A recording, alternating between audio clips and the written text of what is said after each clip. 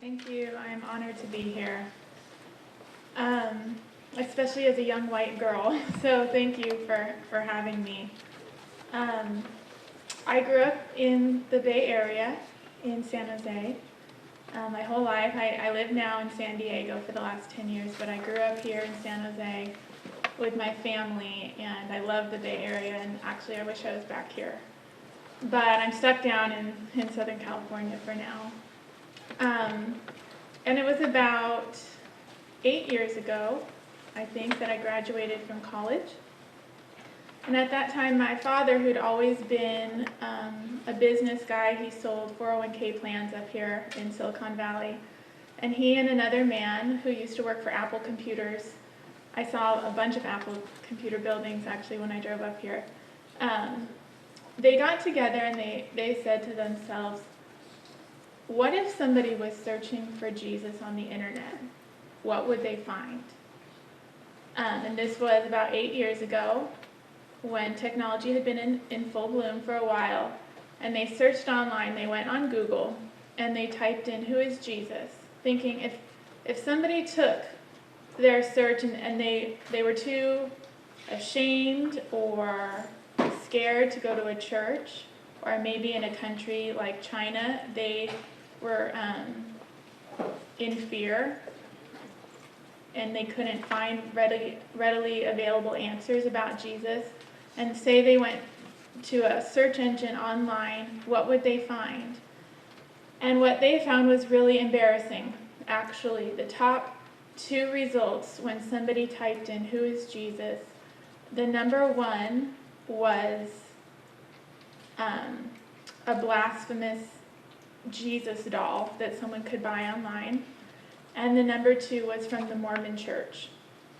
And there was no gospel presence online for people. And I don't know about you, but when I'm searching for something, whether it's directions, that's how I got here, or to buy something, or to find out about a health malady, I go online.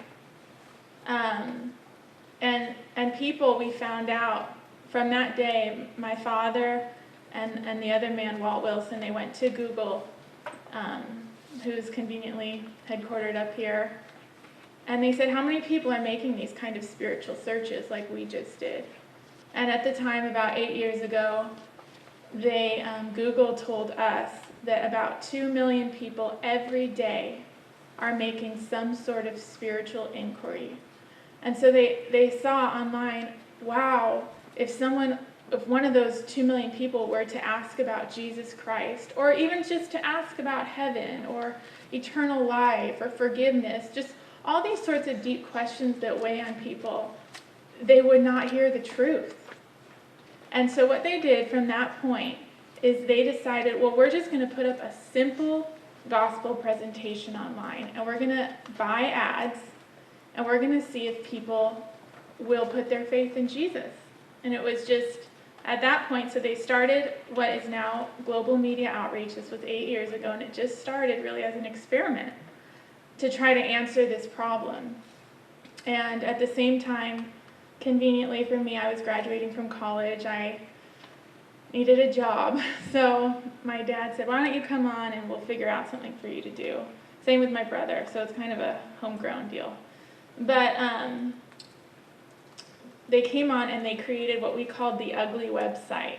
We called it the ugly website because we didn't want it to have any sort of pizzazz or glitz or glamour that would detract from the message. It was just the gospel. It was actually the 4 spiritual laws. I don't know if any of you are familiar with Campus Crusade, but we started within Campus Crusade for Christ, and so we just used the 4 spiritual laws on one page on the internet. And then we bought words. You can buy search terms on Google, and we bought forgiveness and heaven and hell and Jesus and these kinds of words. And then we had an ad, if you can imagine in your mind, on the right-hand side of the screen, if someone were to type in one of those words, and we would say, here is a prayer that can change your life. And the website was called godlovesyou.com. And they would go to that website, and they would read through just the clear, just nothing else but the message about Jesus, that God loves you and has a wonderful plan for your life, that you're disconnected from God because of your sin, but Jesus came to give you eternal life and you can receive him today. And then at the bottom we had this big yellow button that had a suggested prayer from your heart, and then it said, did you pray this prayer? It had a big yellow button that said yes and a smaller blue button that said no. We wanted to discourage no's.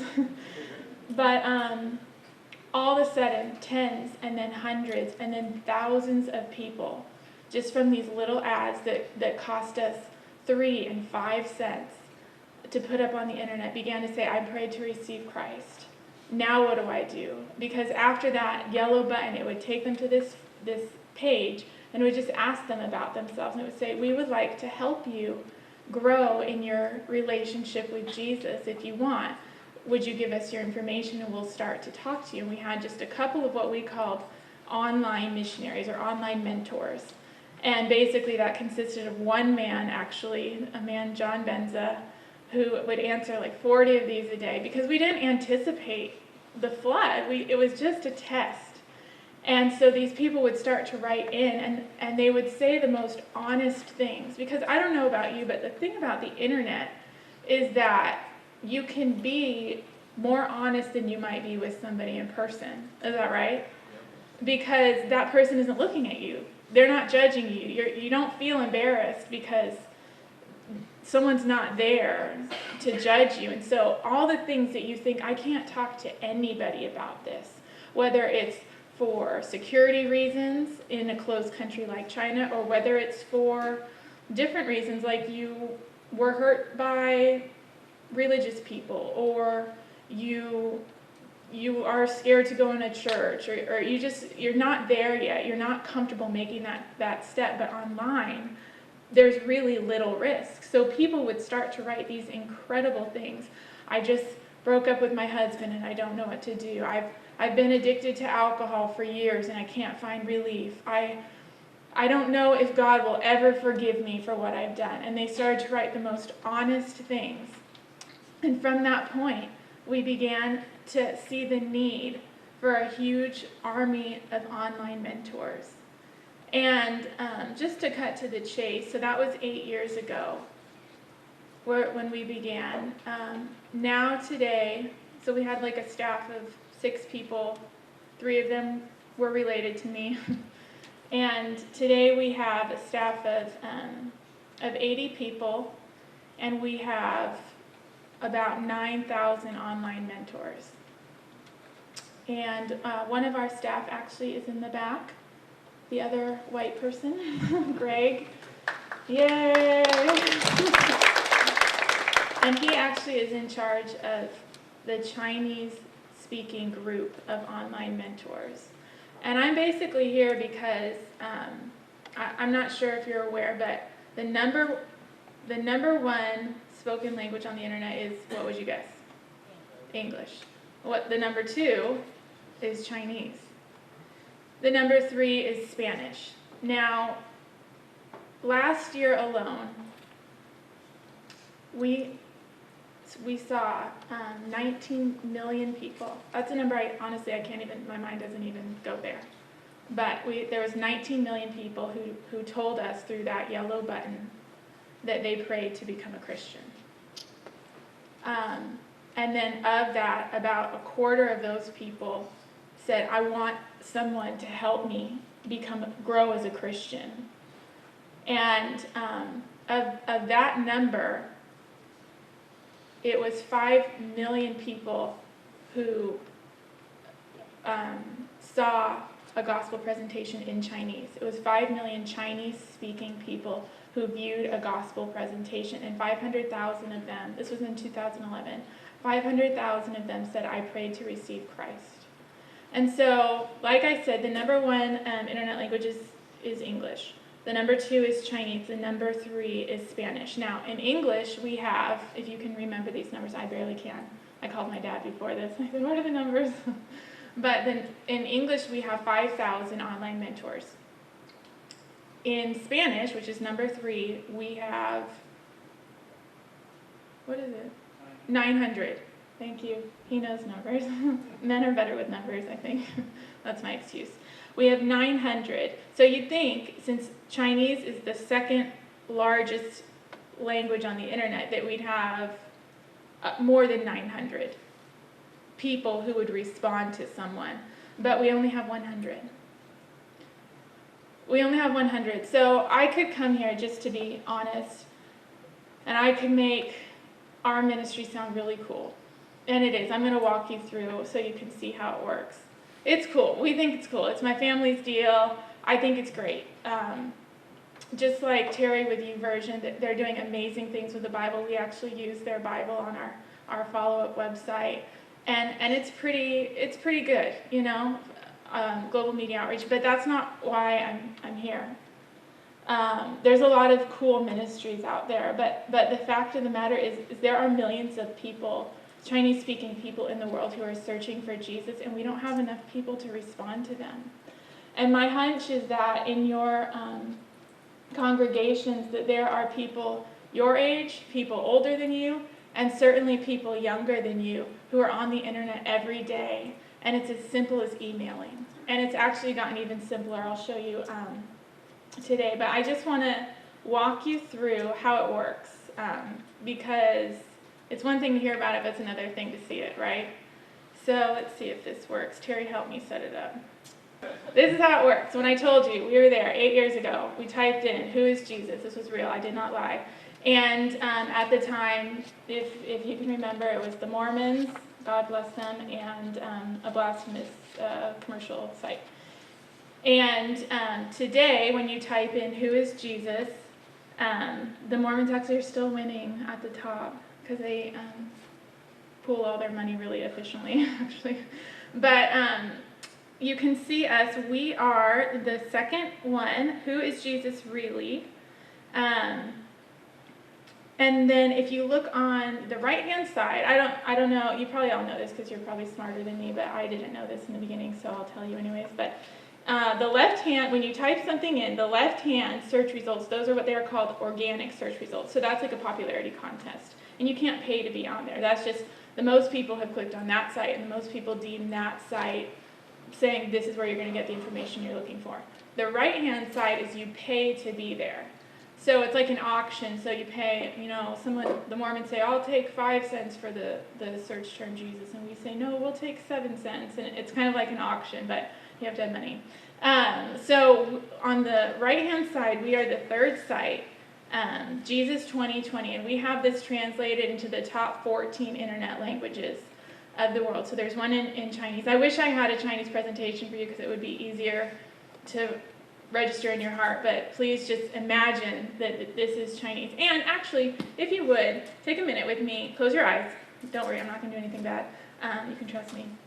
Close your eyes, and I want you to think of the one person, preferably Chinese-speaking, Chinese person, who has been on your heart the longest, and they're not a believer in Jesus, and you think that they, you know, when you're not using lots of faith, you think, will they ever soften their heart? Will they ever be interested in the gospel? But you keep praying. Not if you have that person in your head. Okay, now you can open. So I want you to imagine that person going through what we're about to see. Because a lot of the times, it's those sorts of people, the people who are most outwardly resistant, who will use a medium like the internet to find out their answers, because they don't have to lower their pride in talking to somebody. They don't have to risk embarrassment. They can openly ask their questions. So I want you to imagine that person that you most care about going through a search like this in Chinese. So that you would click on the site, Jesus 2020, and then, oh, she kind of looks Chinese, right? That wasn't on purpose. This is our main website, godlife.com, and in about a couple of months, it's going to be translated into Chinese. There's an amazing tool that we just started to work with that auto-translates a website into whatever language you want, and then it corrects as you teach it. Because as you know, there's not always an exact translation from English to Chinese or English to whatever language, but as a Chinese speaker, you can go into the website and you can say, you know what, this is really what I mean by the word salvation. This is a clearer translation. So that's about in October that we plan to have that. This is our main discipleship website. So we have all this sorts of content about how to grow in your faith, how to pray, how to connect to a church. We have a church finder. We have a prayer application that I'll show you. But they go and then they read a simple gospel presentation. So the person in your mind is reading this in simplified Chinese. We just use simplified Chinese and not traditional. And these are just the 4 spiritual laws. God loves you. We've all sinned. Jesus came and they changed the button to blue. They always change things on me. Actually, it's my brother. He designs the sites. And then I'll have to talk to him. No. And then that person in your mind can say, yeah, I believe this message.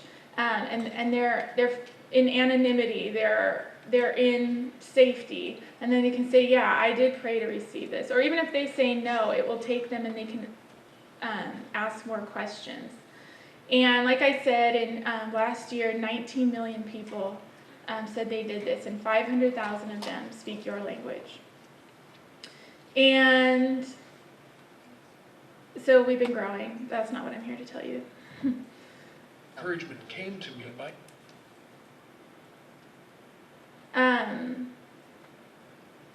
So from that place, there's 3 things that you can do. What happens is after somebody clicks that button and they say, I want to become a Christian, they're taken to a form, and then they can start interacting with you.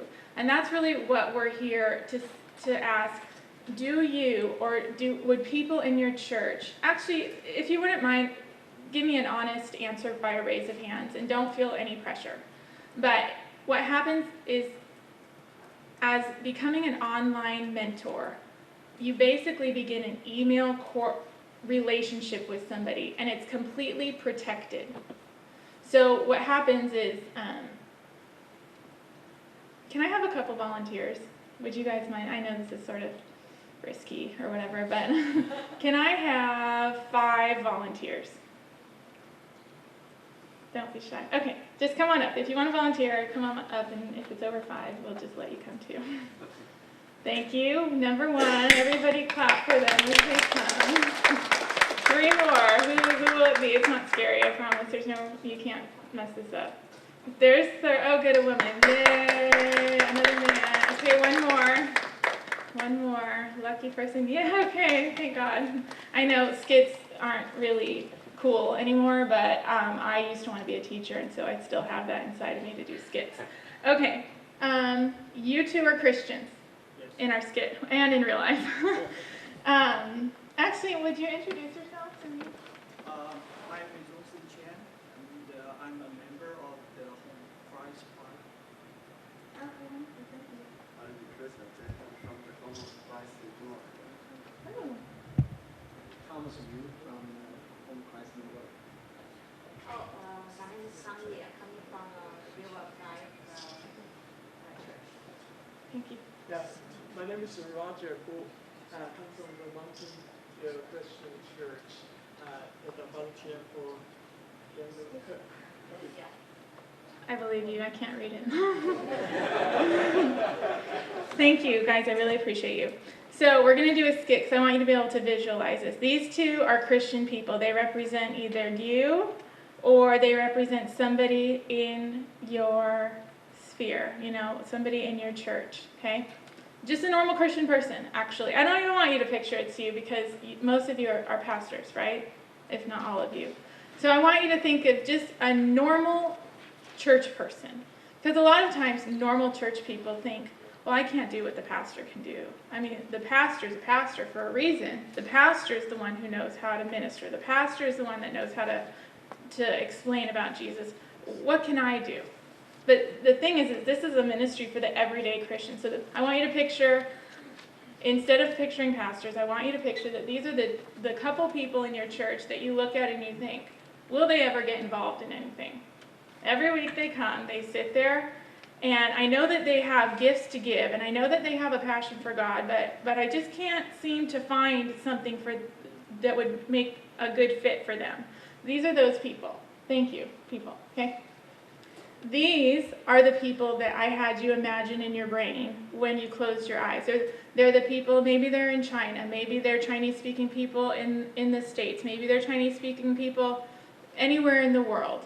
And they're the ones that have made a search online, thinking, I'm searching for God. Maybe they didn't explicitly say, who is Jesus? That's a very explicit question. Maybe they said, how can I get to heaven? Or is there forgiveness? We buy all of those search terms, and the same results come up. So they made a search like this. Now, what I want you to picture, oh, I'm glad I'm wearing black. That wasn't on purpose either. I want you to picture that I am what my dad refers to as a black box. We call it the black box, and I want to explain this to you because one other time I talked to a group of Chinese pastors, ironically. I don't do this every day, this is just the second time I do it. But I know that there are heavy concerns about security that are unique, that I as an American don't organically understand. But so I want to explain this to you so you understand. When somebody comes to one of those websites and they fill out a form and they say, I want to grow as a Christian, what happens is I am a system that we call ARC, Automatic Response Center. I am like a black box. So this person's email comes into me, and nobody can see it.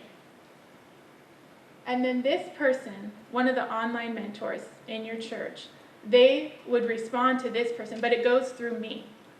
I am secure. So this person's, it's never their email that's used. It's never their identity that's compromised. They have a fake pen name that they use. So it's not like you're responding to person who could be in China with the Chinese government looking at it, compromising people's identities. It's all going through me, and I am a secure black box. And more than that, I want to represent to you that I am global media outreach.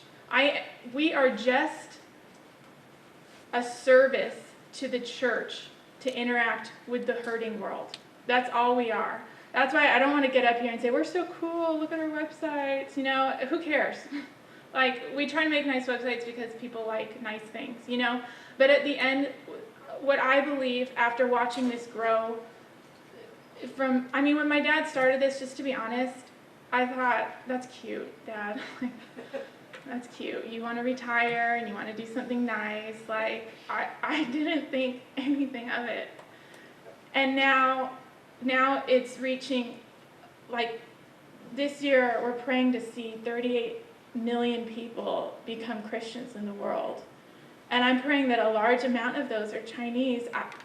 I don't want to sound racist, to be quite honest, but I personally feel like the Chinese people have a lot of passion in their heart. And I think that the Chinese people as Christians have a gift to give the world and a gift to give the church. And we have tremendous numbers of people coming online in Chinese searching for Jesus, and we just need people to respond to them. So as a show of hands, now that you understand the black box and the security and all of that, and be honest, if you're not into it, please don't raise your hands. Who of you would say, I would like to invite people in my church to become an online mentor to these people? This is something I would be interested in. Just show of hands. Okay, that's good. So at the end, I want you to talk to Greg in the back. He will help you. You guys can go down. Thank you. You were excellent. You got A pluses today. All of you A plus. And so last but not least, I'm going to show you the coolest things we're doing, and then I want you to ask questions because you probably have them. What I'm going to do, actually, is I'm going to pass around my iPad. I know that I'm amongst Christians and you won't steal it. But what actually my brother has recently created is what we've called a prayer wall. And the prayer wall, actually, Terry, would you mind helping me? Like I told you, I'm not good with the computer. Would you mind pulling up a website for me? Godlife.com.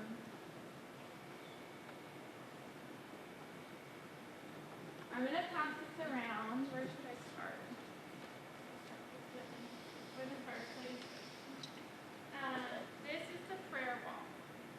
This was created in December. So far, there's almost 100,000 people around the world who have posted a prayer request.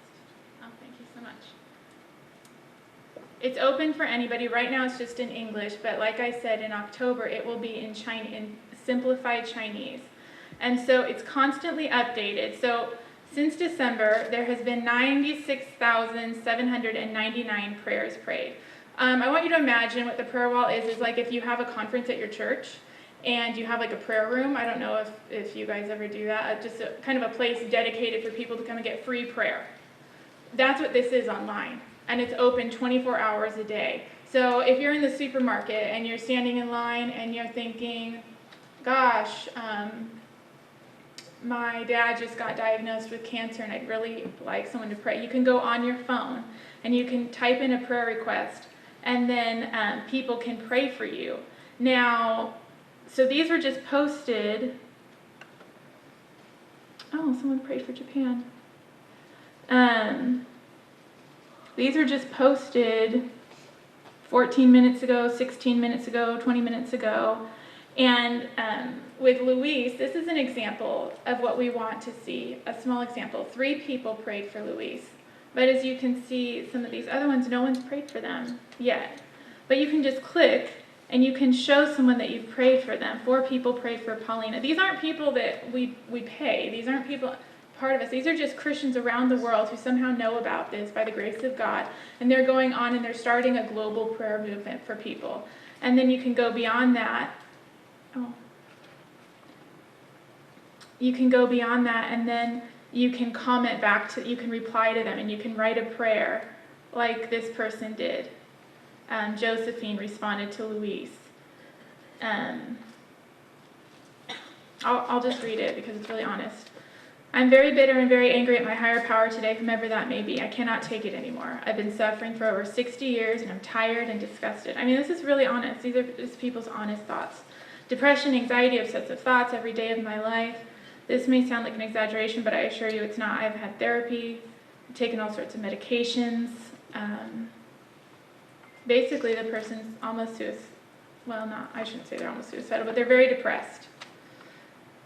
So within half an hour, 3 people from around the world have prayed for them. And one of them, Josephine, wrote out a comment back. Tell Jesus about it, he understands. And then counseling him through. Is it an issue that you have unconfessed sin? They have a personal opinion about taking medications, gives a testimony. God bless, it's not an easy world to live in, and if you have received Christ, he will help you. And so we're looking for people. To become an online missionary, you're trained, and it's a commitment to answer an email maybe once a day or 3 a week. But anybody can go on the prayer wall. Anyone, you can do this at any time. Say you're in the supermarket again and you're in line waiting, and instead of needing prayer, you want to give prayer. Anyone in your church can do this at any time. They can do it if they have a smartphone. They can do it on their computer. And there's a huge need around the world for people to join. And in a couple months, as we have a Chinese language site, just the potential for the ministry of Chinese-speaking people is huge. So that's why we're here. That's why I'm here, and I'm so grateful that you would listen. I know I'm just kind of a funny white girl, but I've seen it for 8 years, and I think it's going to grow, and I want to see it grow in Chinese. And the only way that's going to happen, I was talking to my dad on the phone before this, and he said, the thing is in the Bay Area, there's a huge network of Chinese churches, unlike anywhere else in the world. I mean, if you go to China, there's more risk of the Chinese government looking into your emails. They can block our sites. They have blocked some of our sites, but not all of them. But here, the potential is incredible. And so that's that. Can I answer any questions for you? Yes.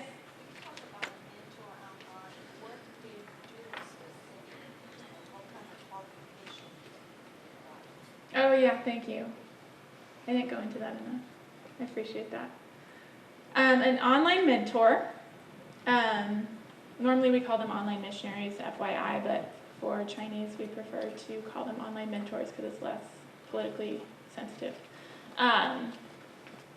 You have to have been a Christian for 2 years. You have to be over 18. That's a legal thing. And you go through a short application that asks for, it's an online application, it asks for your testimony, and then it asks for 2 spiritual references. So a Bible study leader, a pastor, a trusted friend who knows you really well, who can vouch for your character. And then from that point, you go through a 4-week training community where someone like Greg, actually, Greg is a person who's over that, and they help you know how to respond to someone online. Basically, you're answering general questions. You're doing 2 things. You're answering general questions that people have from the point that they decide to come to Christ. Whether it's, they're dealing with an addiction and they don't know how to get out. They say, I've been an alcoholic my whole life. I don't know what to do. Or I've been dealing with a lot of unforgiveness. You're just dealing with people's life issues.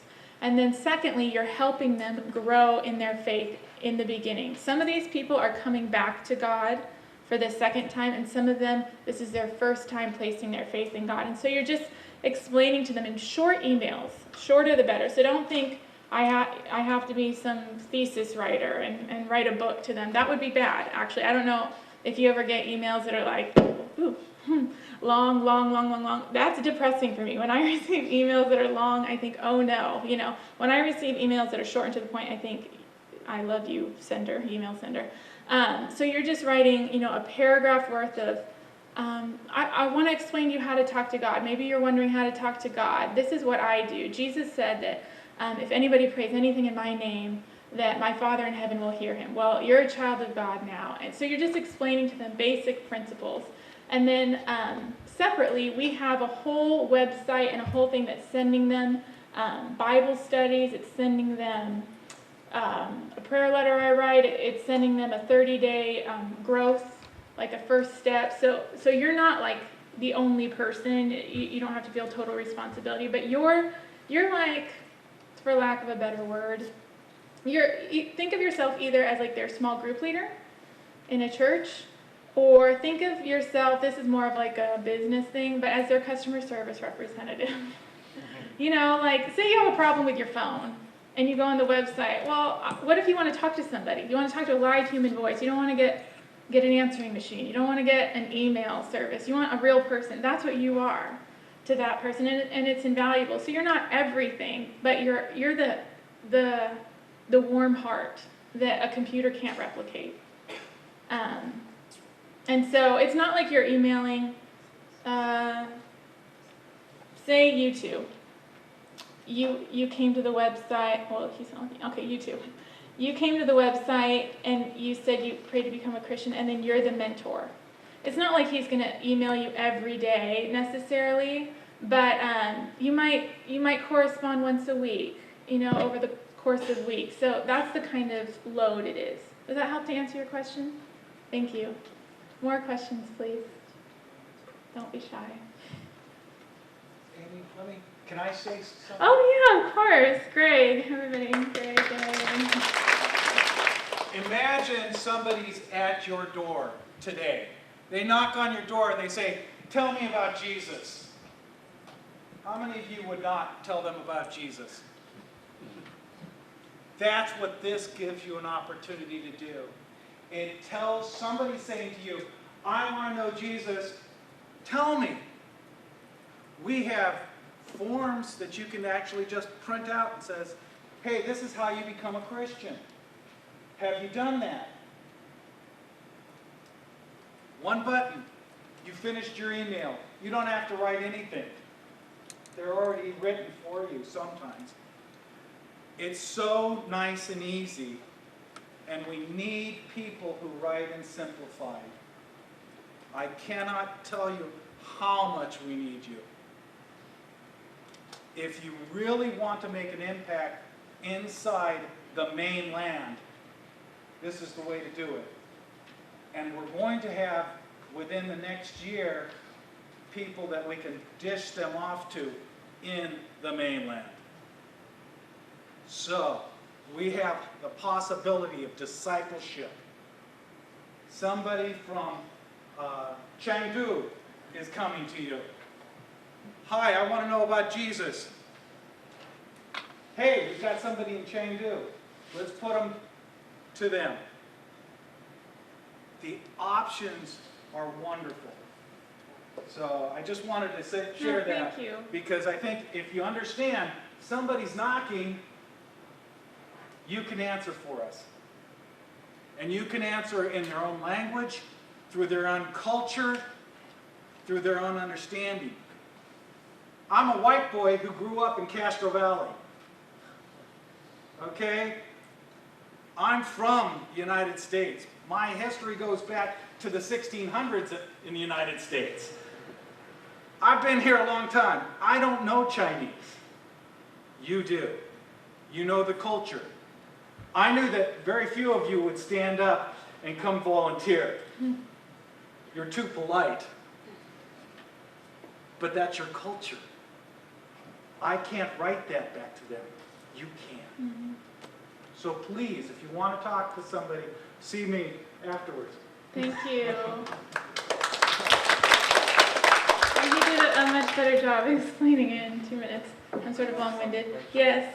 So as mentor, you said you serve as a black box. Yes. So is any like a case happens? Say somebody on the line say, "I commit suicide."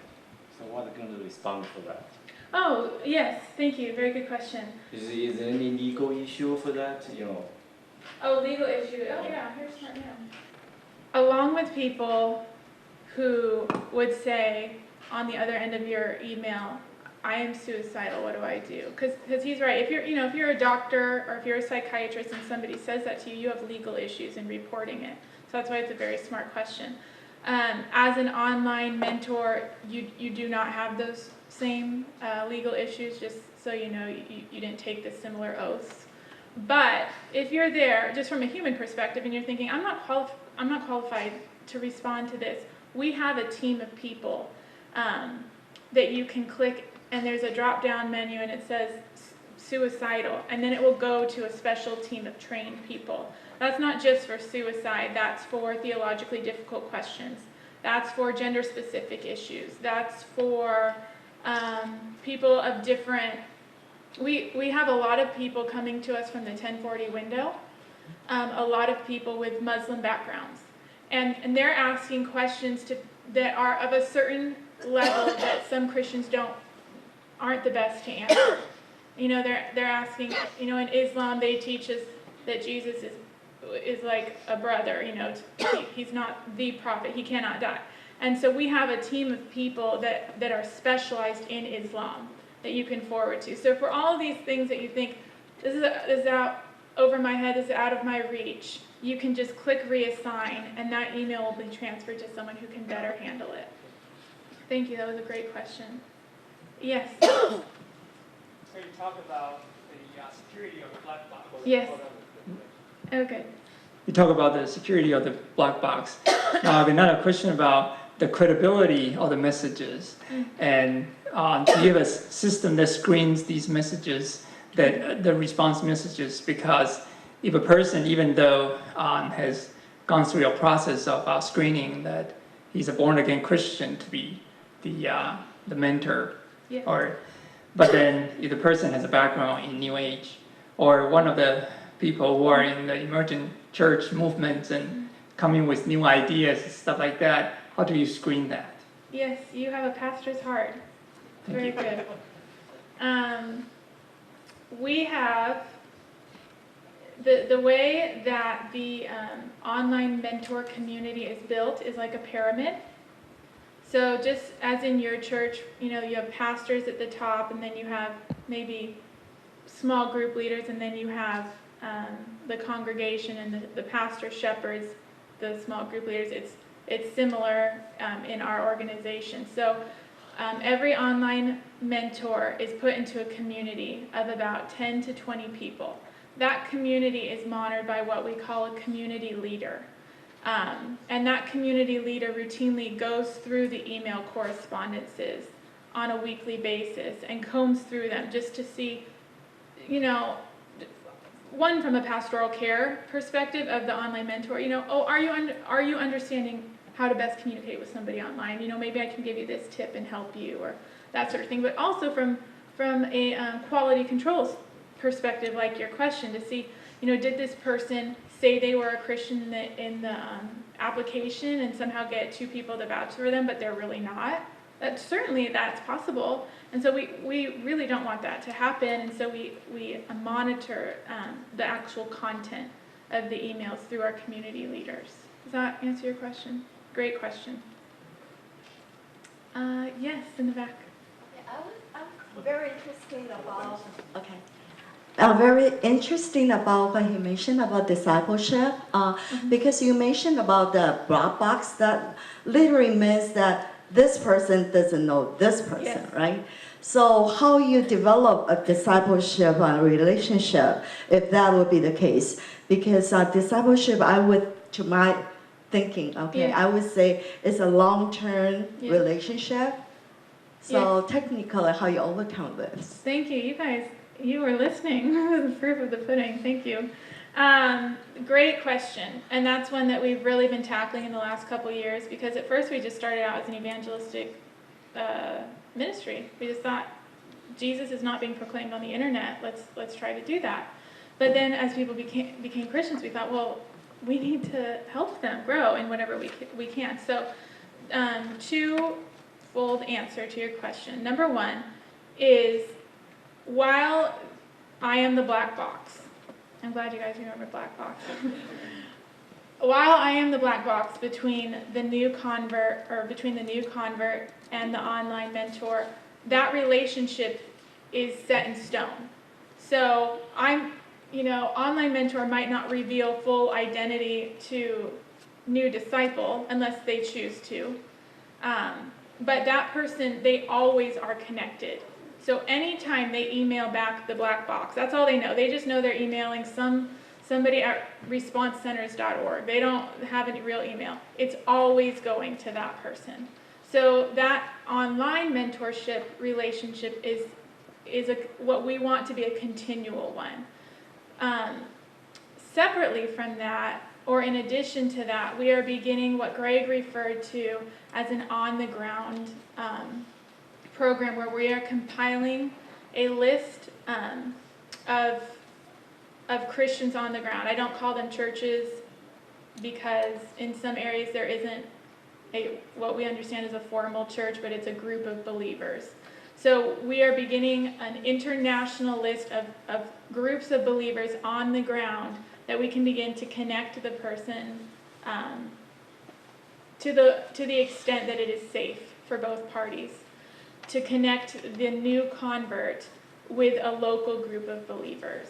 And that's what Greg was referring to, that is in the next year, God willing, going to begin to happen in the mainland in China. But certainly it's happening in the United States and in other countries. So they would have both the online e-mentor discipleship relationship, and then they could get connected with a local group of believers. Does that answer your question?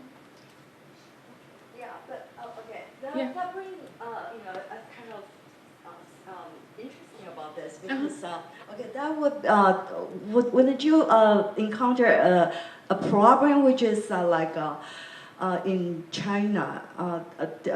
It is a lot of time it is forbidden to do this type of relationship. I don't think, especially underground or through three-self churches, what we said that. So do you go through any type of channel to do that? To do the open mentoring, open discipleship? To connect to the local church. Contact with somebody in person? Right. Yeah. That's why we've been slow to do that. We've been in business, so to speak, for 8 years. And the whole time people said, this is what you need to do. You need to connect people on the ground. However, there's been 2 problems. Problem number 1 is there isn't actually a strong list that exists even nationally and especially not internationally of solid Bible-believing Christian churches. You'd think that would exist, but it doesn't. So to compile that, we've actually been doing it organically, asking our online missionaries to tell us where they go to church.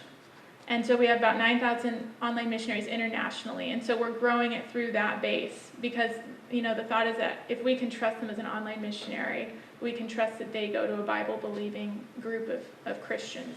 But the second issue is the security issue.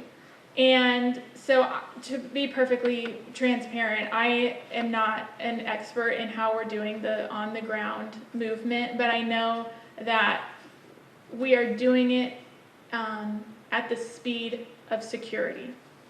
So to the extent that it is able and not compromising to people, we will do it in that individual country. So I'm sorry that I don't have more specific answers as to China and the underground church. China might be, we might be slower in doing the human connection there, and we might rely more heavily on online mentors for a while. That could be the case. Thank you for your excellent question. 5 more minutes. Any more? Oh, Greg has a question. Security is my #1 priority. I am so concerned for security that I will literally risk my job for the security of the people there. I would much rather them be secure than have my own job. That's how important it is for me. So as far as the online mentors and as far as especially the people who are coming on, we will not risk their security. So that's something that you should appreciate and should understand. It's true. Thank you.